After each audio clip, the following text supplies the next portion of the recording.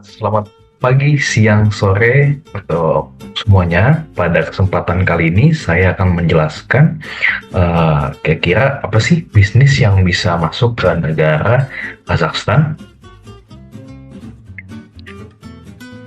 Saya akan share screen.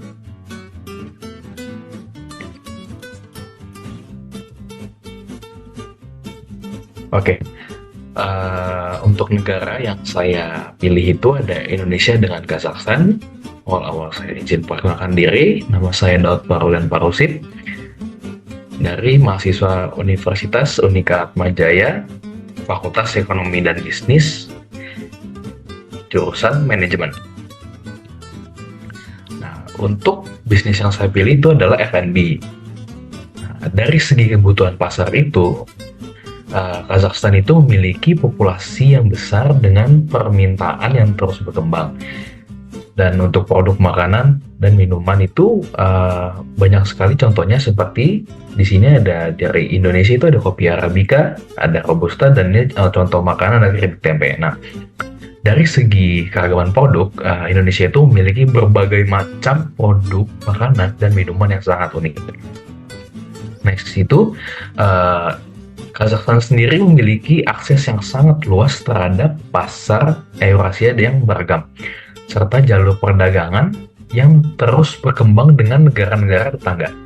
Nah, adanya daya tarik budaya ini karena makanan dan minuman itu terkadang memiliki latar belakang budaya dari suatu negara. Terus, ada juga meningkatnya minat konsumen terhadap makanan dan minuman sehat. Seperti yang kita ketahui bahwa mayoritas makanan tradisional itu, khususnya dari Indonesia, itu berbahan alami dan dari hasil perkebunan dan pertanian dan lain-lain. Nah, selanjutnya kita akan beralih ke pestle analysis. Yang pertama itu ada political, ada kedua ada ekonomi, yang ketiga ada sosial, yang ketiga ada, yang keempat ada technological, yang kelima ada environment, yang keenam ada legal. Oke, dari yang pertama yaitu political. Nah, kebijakan perdagangan. Nah, di sini perusahaan itu perlu memahami bahwa kebijakan perdagangan antara Indonesia dan Kazakhstan itu termasuk dari tarif impor, hambatan perdagangan, dan perjanjian perdagangan yang relevan. Terus yang kedua itu ada kestabilan politik. Nah, di sini perusahaan juga harus memperhitungkan nih stabilitas politik dari negara Kazakhstan. Karena perubahan politik sedikit pun itu bisa mempengaruhi iklim bisnis dan kebijakan dari perdagangan.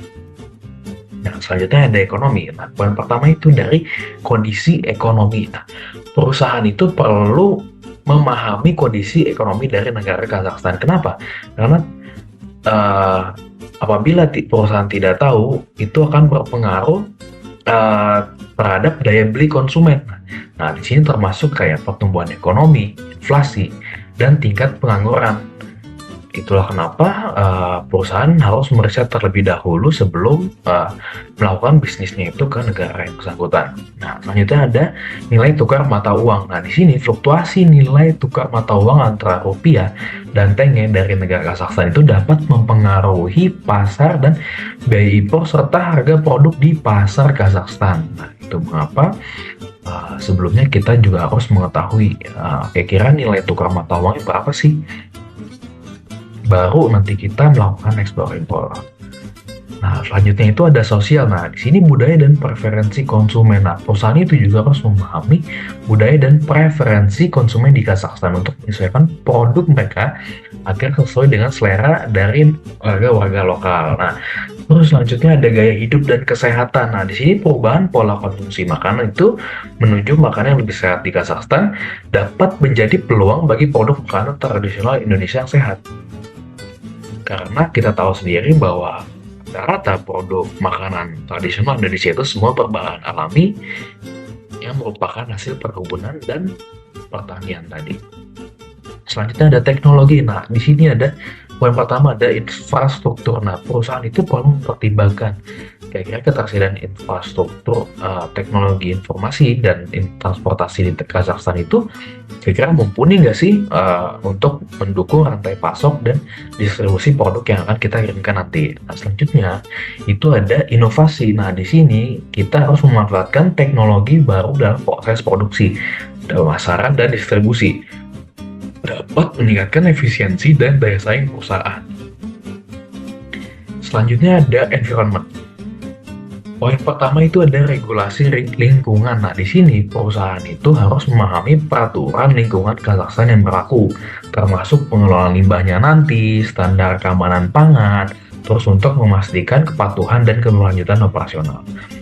Nah, selanjutnya itu ada kesadaran lingkungan. Nah, di sini memperhatikan kesadaran lingkungan di Kazakhstan itu dan menawarkan produk yang ramah lingkungan itu dapat meningkatkan citra perusahaan di mata konsumen. Nah, jadi kan kalau mereka melihat oh, makanan yang dikirim dari negara ini bersih banget nih. Jadi mereka lihat kita tuh, oh berarti ini mereka ini bersih dan produknya itu ramah lingkungan. Jadi nggak merugikan pihak lain gitu.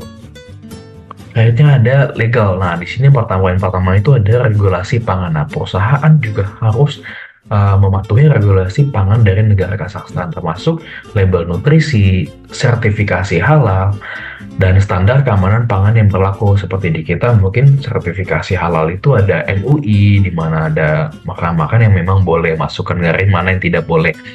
Selanjutnya itu ada hak kekayaan intelektual. Nah, ini perlindungan hak kekayaan terhadap merek dagang dan resep makanan tradisional Indonesia di Kazakhstan itu penting untuk menjaga pelanggaran dan persaingan tidak sehat. Kenapa sih saya milih F&B? Jadi ya poin pertama itu ada, menurut saya itu ada kesamaan dalam rasa dan bahan baku untuk pembuatan makanan, seperti kayak mereka itu senang banget makanannya itu yang memiliki cita rasa yang kuat, yang banyak, kayak yang wangi, harum. Jadi mereka itu senang sekali sama itu. Terus warga Kazakhstan itu cenderung memiliki minat yang tinggi terhadap makanan dan budaya asing. Itulah yang mendorong kenapa menurut saya F&B ini sangat cocok untuk masuk ke negara tersebut. Terus adanya juga dari dukungan pemerintah kedua negara. Nah, dari berita yang sudah saya baca, jadi kedua negara ini sudah saling mendukung untuk di bidang dukungan. Jadi mereka dua negara ini sudah saling bekerja sama untuk terkhususnya di bidang pangan.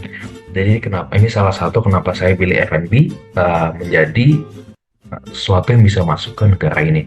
Terus potensi pasar yang juga berkembang. Nah, poin terakhir juga adanya kemiripan budaya kuliner antara Indonesia dengan Kazakhstan. Itulah seperti yang tadi saya bilang, mulai dari cita rasa makanan, yang setelah saya baca kalau mereka ini senang makanan yang kaya akan rempah seperti negara kita.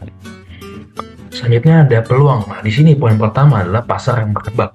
Nah, Kazakhstan itu memiliki pasar yang berkembang untuk makanan internasional, dan makanan tradisional ini Indonesia ini menurut saya dapat menarik minat konsumen yang mencari pengalaman kuliner yang baru. Jadi mereka itu terbuka terhadap sesuatu yang baru. Makanya ini menjadi salah satu peluang bagi negara kita untuk memasukkan produk dalam negeri. Yang kedua itu ada makanan tradisional Indonesia itu memiliki reputasi yang baik karena kekayaan rasa dan keanekaragaman bahan dan keunikan. Nah, kaya akan rempah tadi yang menjadi poin penting kenapa menurut saya Kazakhstan ini sangat cocok untuk diberikan produk dari Indonesia, karena kita tahu sendiri bahwa makanan Indonesia itu sangat kaya akan rasa. Terus itu ada potensi untuk melakukan kemitraan dengan restoran atau pengecer lokal di Kazakhstan. Nah, di sini ketika mereka sudah cocok dengan rasa yang kita punya, nah, mereka pasti akan permintaan barang itu kan semakin meningkat. Makanya itu di sini ada potensi. Selanjutnya itu ada promosi wisata kuliner dapat menjadi strategi yang efektif untuk memperkenalkan makanan tradisional Indonesia di Kazakhstan. Ini juga salah satu peluang yang mungkin patut diperhatikan. Terus ancamannya, nah ini tantangan regulasi seperti persyaratan sanitasi, terus ada regulasi kesehatan yang berbeda di Kazakhstan dan dapat menjadi hambatan dalam memasuki pasar makanan. Nah, terus salah satu ancaman juga mungkin ketidaksesuaian rasa, selera, dan preferensi di Kazakhstan mungkin berbeda dari Indonesia. Nah, kan semuanya itu sebelum kita melakukan bisnis kita harus riset dulu, kira-kira cocok nggak sih, makanya kita akan kasih sampel. Baru ketika memang apabila mereka tak cocok, kita akan distribusi. Tapi ini juga menjadi ancaman dan kita perlu harus hati-hati. Terus selanjutnya itu ada persaingan lokal. Nah, industri makanan di Kazakhstan ini mungkin sudah diisi oleh makanan dari produsen lokal atau makanan dari negara lain yang telah memiliki popularitas. Maka itu persaingan lokal menjadi salah satu ancaman terkuat bagi kita ketika sedang memperluaskan produk kita di sana. Terus dan terakhir itu ada tantangan logistik, itu memasok bahan mentah dan produk jadi ke Kazakhstan, mungkin yang itu melibatkan tantangan logistik terutama dalam hal transportasi dan penyimpanan. Maka itu semua harus disiapkan secara matang, barulah kita bisa menjalankan bisnis ini sehingga produk kita dapat dikenal di negara tersebut. Sekian dari presentasi saya hari ini. Apabila ada salah kata, mohon maaf dan terima kasih.